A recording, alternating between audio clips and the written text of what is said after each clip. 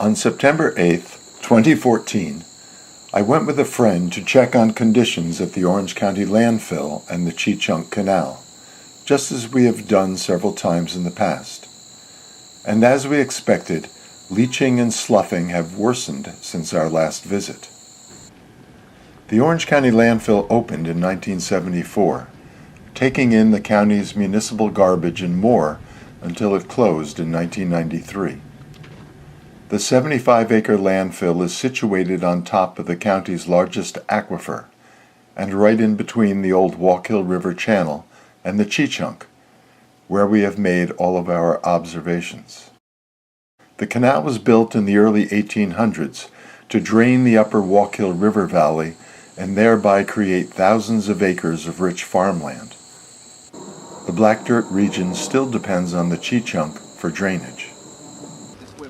In 1992, black dirt farmer and landfill neighbor John Pahookie gave my students from Middletown High School and me our first tour along the Cheechunk. See how we've been walking? Notice how the bank is straight down here? Well, in the spring, of course, the river gets higher because you have your spring thaw. Usually snow. We don't have them the last couple of years. But you don't see that on the other side, do you? No. But if you look back there farther, before, on the other side where the truck was, you would see both banks on both were equal all the way across, but not here. Not around the landfill. You go past the landfill, you'll see it again, because that's what's happening. Everything's being pushed out. And they're blaming there's a little road right along this bank.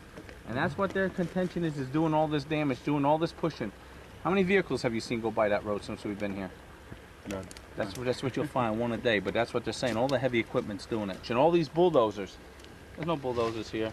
And they got the same problem. If we go over there right there, the road is cracking.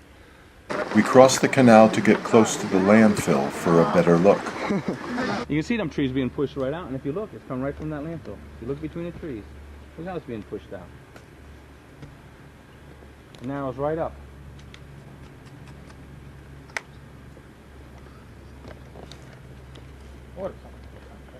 And there, just take a picture of that tree. And look at those, see the trees that were in there? See how they were leaning back?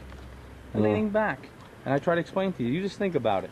If this tree was being washed out, the roots, it would fall in. Why is it leaning back? Because the dirt underneath it is being pushed out. Yeah. Our next recorded visit was in the summer of 2010. Unfortunately, most of John Pahookie's assessments had proven accurate. The channel had become further pinched off. It appeared that the clay banks were being pushed outward, the shelf sloughing toward the river. Trees were bent over the wrong way. Monitoring wells were bent too. Leachate was seeping out of the banks.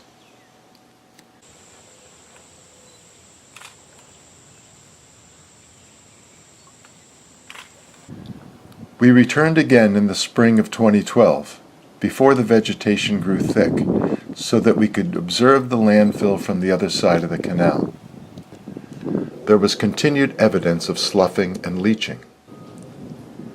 We noted that the side of the river opposite the landfill had been clear-cut, a controversial effort made on behalf of black dirt farmers to open up the clogged channel, increase the drainage, and thereby end the frequent floods that plagued the region. Opponents fear that such actions could further destabilize the landfill. Our most recent visit to the canal this week made it clear that the problems where the landfill meets the Cheechunk are rapidly mounting. The laws of nature are followed without fail. Gravity continues to pull the heavy mass of garbage toward the river. Water continues to run its way over and through the clay and garbage, loosening and pushing, eroding and leaching.